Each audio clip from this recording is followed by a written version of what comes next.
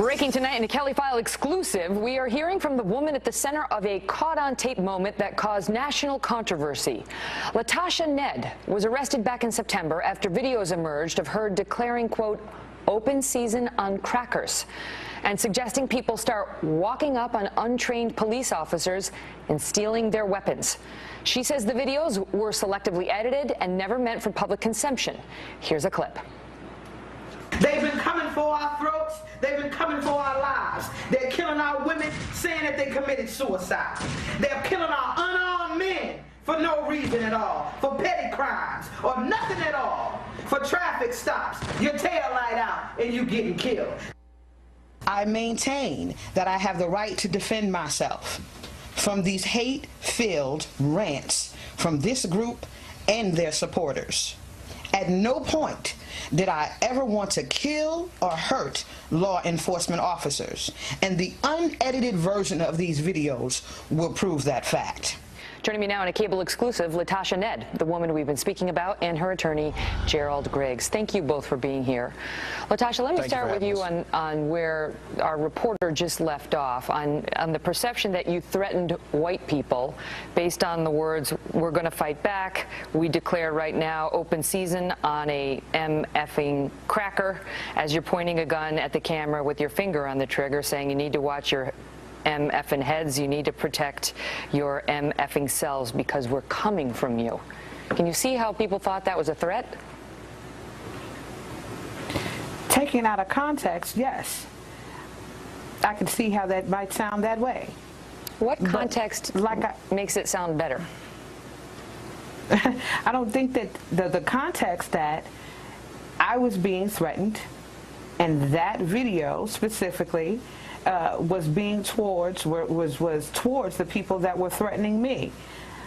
So there's nothing that I could say to make it sound any better than that.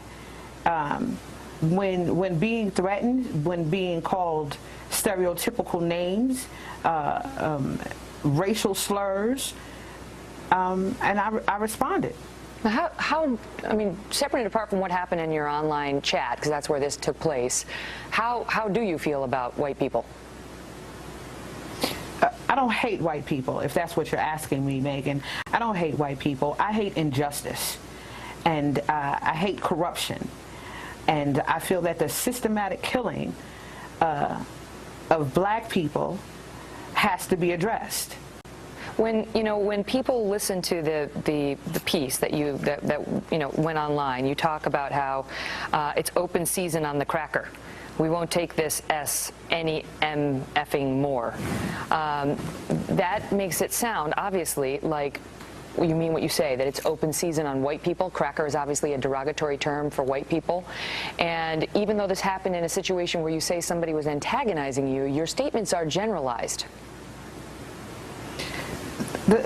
Again, Megyn, once we go further with this investigation, the ending part, those last 30 seconds of that video will be very clear and explained.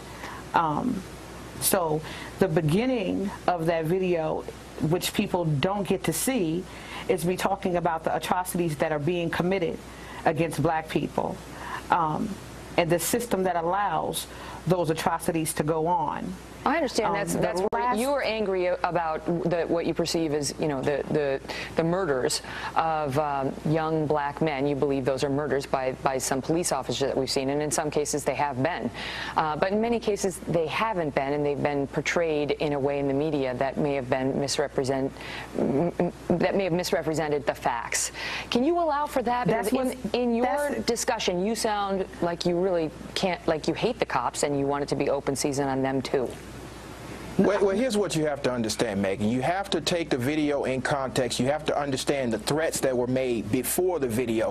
When she was having a Google Hangout chat and individuals infiltrated and hacked in and called her everything but a child of God. And in Georgia law, you have the very right to defend yourself, and that's exactly what she was doing. So we're not talking about this out of context. If someone hacks into your show and calls you everything under the sun, threatens to come to your house and then comes to to your house and posted online that they came to your house, you would respond the same way. And that's exactly what my client did. That's what free speech allows her to do. And at that point, she was defending herself. But that's where you lose a lot of people, Gerald, is that a lot of people watching this will say, if that happened, if somebody hacked into my Google chat and started saying nasty things about me, I would not respond by using the terms crackers and it's open season and, you know, all the stuff we went through, pointing the gun at the camera, finger on the trigger.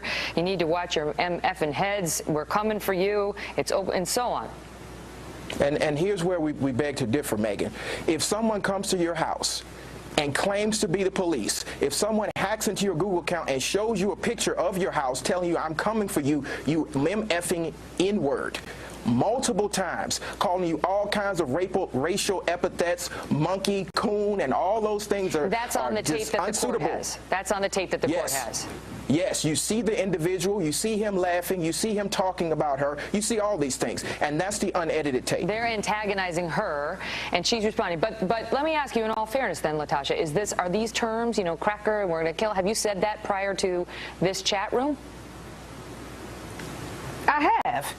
The etymology of the word cracker comes from slavery, where field slaves would notify each other when the overseer was coming.